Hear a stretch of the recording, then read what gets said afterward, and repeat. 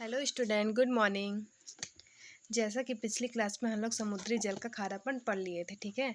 आज देखते हैं हम जल का असंगत व्यवहार, ठीक है। कैसे जल असंगत व्यवहार करता है हम पढ़ेंगे, ठीक। सामान्यतः पदार्थ का ठोस रूप उसके द्रव रूप की तुलना में भारी होता है। आप लोगों ने देखा ही होगा कि जो भी पदार्थ ठोस रहता है वह द्रव की तुलना में हमेशा भारी ही होता है, ठीक है।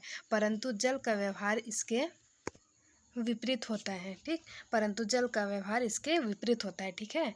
आपने देखा होगा कि गर्मी के दिनों में शरबत को ठंडा करने के लिए डाले गए बर्फ के टुकड़े जल के ऊपर तैरते हैं। जैसे आप लोगों ने देखा ही होगा कि गर्मी के दिनों में जब हम शरबत पीते हैं उसे ठंडा करने के लिए बर्फ के टुकड़े उसमें डालते हैं तो वो क्या होता है, ऊपर तैरने लगता है, ठीक है।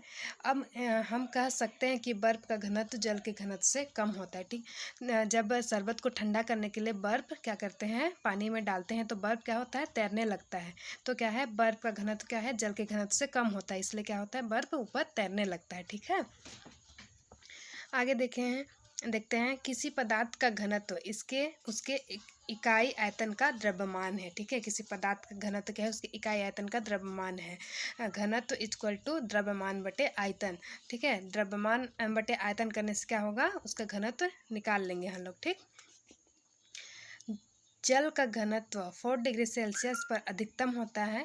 यह 1 किलोग्राम प्रति लीटर है, ठीक है। जल का घनत्व क्या है, 4 डिग्री सेल्सियस पर अधिकतम होता है, ठीक। यह 1 किलोग्राम प्रति लीटर है। जबकि बर्फ का घनत्व 0.9 किलोग्राम प्रति लीटर है। इसलिए बर्फ को जल में डूबने पर उसका लगभग 1/9वां भाग जल की सतह के ऊपर रहता है और 8/9वां भाग जल के नीचे, ठीक है। क्या है, बर्फ का घनत्व कितना है, 0.9 किलोग्राम प्रति लीटर, ठीक है। और जल का घनत्व क्या है, 4 डिग्री सेल्सियस, ठीक है। कितना में, 1 किलोग्राम प्रति लीटर में, ठीक। इसलिए क्या होता है, जब बर्फ़ को जल में डूबने पर उसके लगभग क्या होता है, जब बर्फ़ को जल में डालते हैं तो उसका 1/9वां भाग जल की सतह के ऊपर रहता है, ठीक है। और 8/9वां भाग क्या होता है, जल के नीचे रहता है, आधा आधा भाग होता है, ठीक। इसी कारण ठंडे देशों में समुद्र में तैरती बर्फ की चट्टानों के जल के अंदर डूबे हुए भाग का सही अनुमान नहीं लगाया जा सकता। जैसे कि ठंडे प्रदेशों में बर्फ तैरती हुई बर्फ की चट्टानें रहती हैं तो उसके अंदर का अंदर के भाग का सही अनुमान नहीं लगा पाते हैं, ठीक है। इसलिए जलपोतों मतलब पानी के जहाज, ठीक है। जलपोतों मतलब पानी के जहाज को बर्फ की चट्टानों के पास से गुजरते समय सावधानी रखनी पड़ती है, ठीक। जब पानी का जहाज बर्फ़ की चट्टानों के पास से गुजरते रहता है तो ज़्यादा सावधानी रखनी पड़ती है, ठीक है, ताकि जहाज इधर उधर डूबे ना। टाइटैनिक नामक जलपोत ऐसी ही एक तैरती हुई बर्फ़ की चट्टान से टकराकर डूब गया था जिससे सैकड़ों यात्रियों की मृत्यु हो गई थी, ठीक है। टाइटैनिक नामक जो जहाज़ था वो क्या हुआ, ऐसी ही बर्फ़ की चट्टानों से टकराकर क्या हुआ, तो डूब गया था, ठीक है, जिससे सैकड़ों लोगों की मृत्यु हो गई थी, ठीक। बर्फ का घनत्व जल की तुलना में कम होना जलीय जीवन के लिए वरदान है, ठीक है। बर्फ का घनत्व कितना होता है, पानी की तुलना में क्या होता है, कम होता है ना, इसलिए वो बर्फ के ऊपर तैरता है। तो ये क्या है, जलीय जीवन के लिए एक वरदान है, ठीक है। अत्यधिक ठंडे मौसम में जब वायुमंडल का तापमान 0 डिग्री सेल्सियस से भी कम हो जाता है, ठंडे मौसम में क्या है, वायुमंडल का तापमान 0 डिग्री सेल्सियस से कम हो जाता है, तब समुद्र एवं झीलों के ऊपर वाला जल बर्फ़ के रूप में जमने लगता है। क्या होता है, जब बहुत ठंडी होती है तो वायुमंडल का तापमान बहुत कम हो जाता है, 0 डिग्री सेल्सियस हो जाता है, तब समुद्र और झीलों के ऊपर जो पानी होता है वो बर्फ़ के रूप में क्या करता है, जमने लगता है, ठीक है। तथा घनत्व कम होने के कारण बर्फ जल के ऊपर तैरती है, ठीक। तो बर्फ का घनत्व कम होता है पानी की तुलना में, तो क्या करता है, जल के ऊपर बर्फ तैरने लगता है, ठीक है। बर्फ के कुचालक होने के कारण बर्फ के नीचे वाले जल की उष्मा बाहर नहीं निकल पाती और जल का ताप अधिक बना रहता है, बर्फ के कुचालक होने के कारण, ठीक है।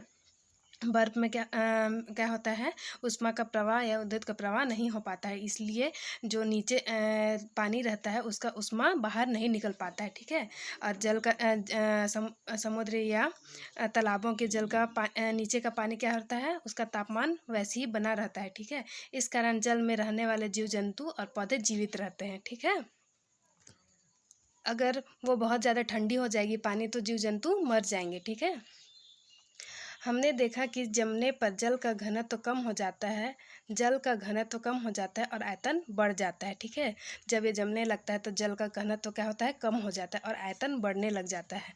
यदि रेफ्रिजरेटर के फ्रीजर में बोतल को जल से ऊपर तक भर कर रखा जाए तो बर्फ के बढ़े हुए आयतन के कारण बोतल टूट जाती है। ठीक है, जब बहुत ज़्यादा ठंडा हो जाता है तो क्या होता है, आयतन बढ़ जाता है और घनत्व कम हो जाता है, इसलिए क्या होता है, बोतल टूट भी जाती है कभी कभी। ठीक है,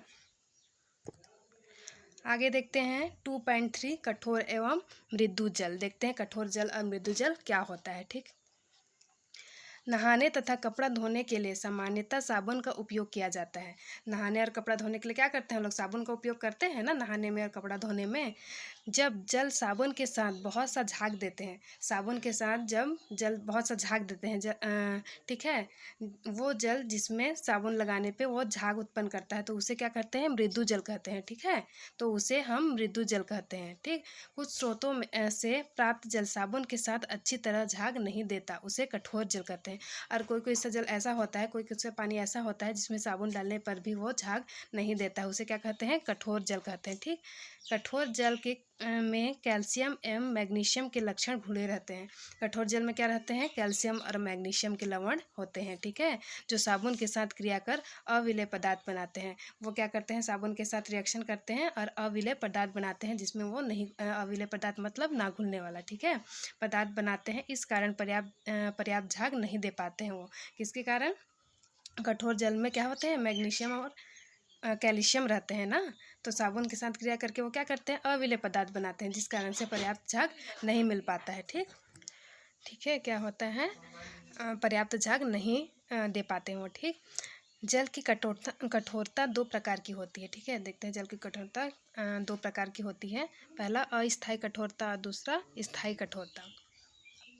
अस्थायी कठोरता जल में मैग्नीशियम व कैल्शियम के बाइकार्बोनेट के घुलने के कारण होता है। ठीक है, अस्थायी कठोरता क्या होता है, मैग्नीशियम और कैल्शियम के बाइकार्बोनेट के घुलने के कारण होता है। इसे जल को उबालकर दूर किया जा सकता है। ठीक है, अगर कठोर जल है तो उसमें क्या होता है, मैग्नीशियम और कैल्शियम के बाइकार्बोनेट घुले रहते हैं, उसे जल को उबालकर उसे दूर किया जा सकता है। ठीक, और स्थायी कठोरता जल में कैल्शियम और मैग्नीशियम के क्लोराइड तथा सल्फेट लवण घुले होने के कारण होती है। जल की स्थायी कठोरता को उबालकर दूर नहीं किया जा सकता है। ठीक, अस्थायी कठोरता जल में मैग्नीशियम कैल्शियम के बाइकार्बोनेट घुले रहते हैं, उसे जल को उबालकर दूर किया जा सकता है। लेकिन स्थायी कठोरता में मैग्नीशियम कैल्शियम और कैल्शियम के क्लोराइड और सल्फेट के लवण घुले रहते हैं, उसे उबालकर दूर नहीं कर सकते हैं। ठीक, अब देखते हैं जल का विद्युत अपघटन। ठीक है, सॉरी, जल का विद्युत अपघटन। शिक्षक द्वारा प्रदर्शन देखते हैं कैसे प्रयोग करते हैं इसको। जल किन अवयवों से मिलकर बना है, इसे जानने के लिए उसका विद्युत अपघटन किया जाता है। देखते हैं कि जल किससे मिलकर बना है, उसको जानने के लिए इसका विद्युत अपघटन करते हैं। ठीक है, आवश्यक सामग्री। ठीक है, देखते हैं कौन कौन सी सामग्री लेते हैं इस प्रयोग को करने के लिए। चौड़े मुंह वाली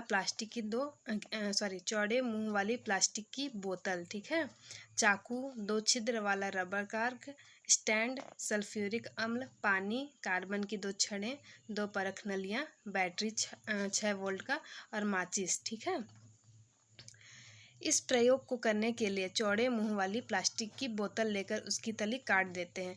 ये देखो, ये 2 चौड़े मुंह वाली प्लास्टिक की बोतल हैं।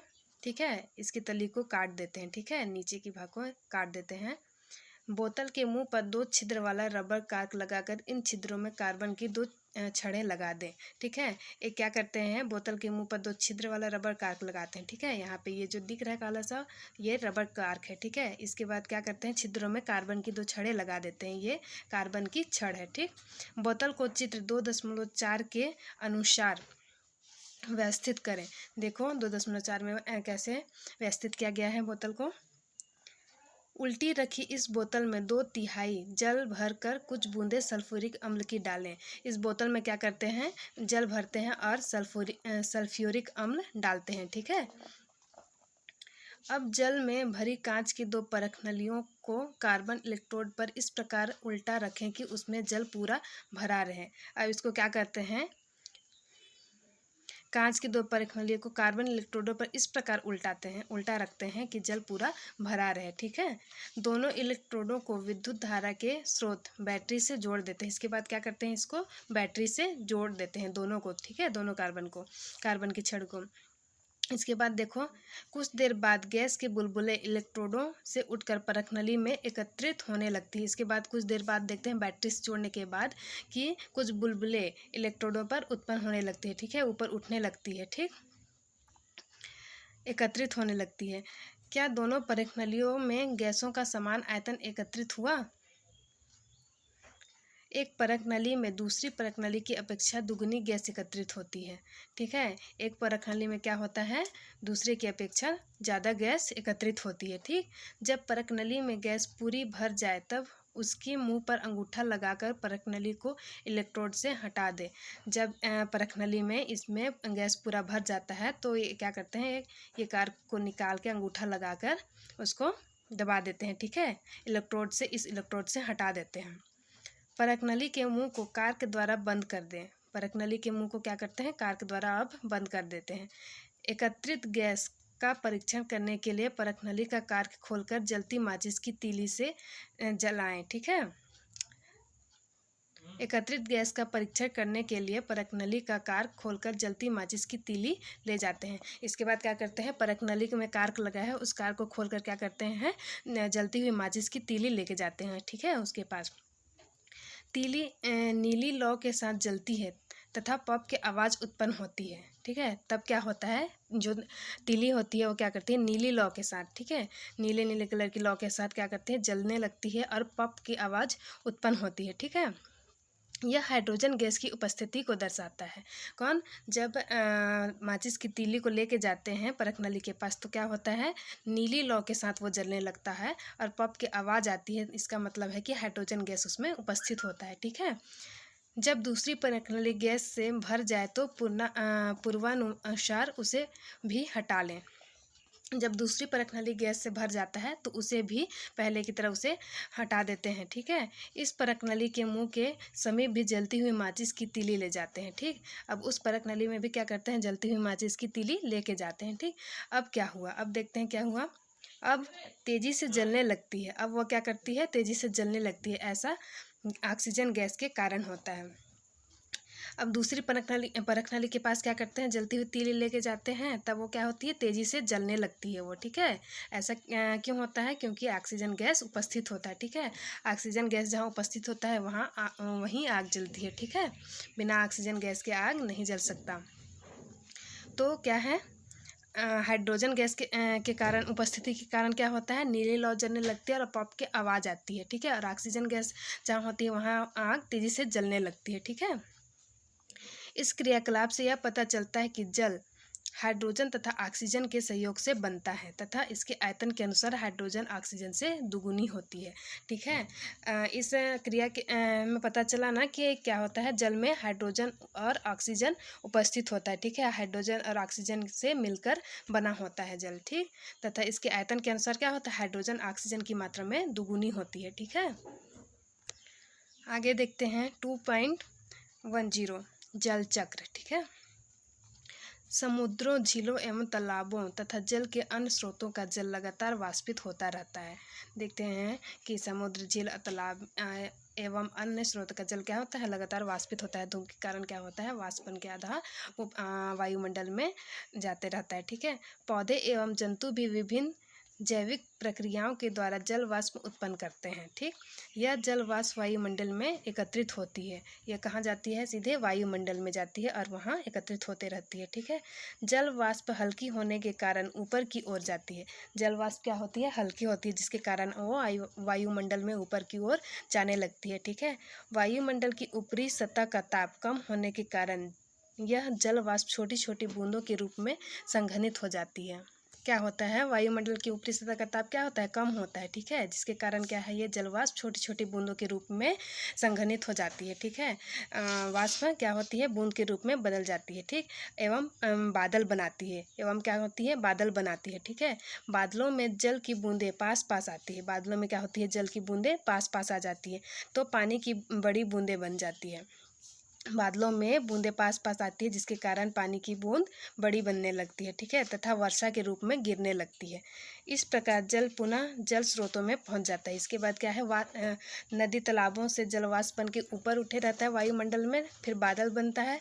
इसके बाद क्या होता है, वर्षा के रूप में गिरने लगता है, फिर से पुनः जल स्रोतों में वो पहुँच जाता है, ठीक है। चित्र 2.5 तथा जल चक्र पूर्ण होता है। देखो चित्र 2.5 में दिखाया गया है जल चक्र कैसा होता है। ये समुद्र का पानी है, सूर्य के प्रकाश, क्या है, ये समुद्र का पानी है, ठीक है। जो सूर्य की प्रकाश जब समुद्र में पानी में पड़ती है तो क्या होता है, कुछ पानी क्या होता है, वाष्प में बलकर ऊपर उठने लगती है वायुमंडल में, ठीक है। इसके बाद वायुमंडल में जाकर वो क्या होती है, वाष्प के रूप में संघनित होते जाती है। इसके बाद फिर बादल का निर्माण करते हैं, ठीक है। इसके बाद क्या होती है, जब वर्षा होती है तो वही पानी फिर से समुद्र में एकत्रित हो जाती है, फिर से क्या होती है, समुद्र में पहुंच जाती है, ठीक है। इस प्रकार जल चक्र पूरा हो जाता है, ठीक है। आज के लिए इतना ही, आगे की क्लास नेक्स्ट डे करेंगे, ठीक है।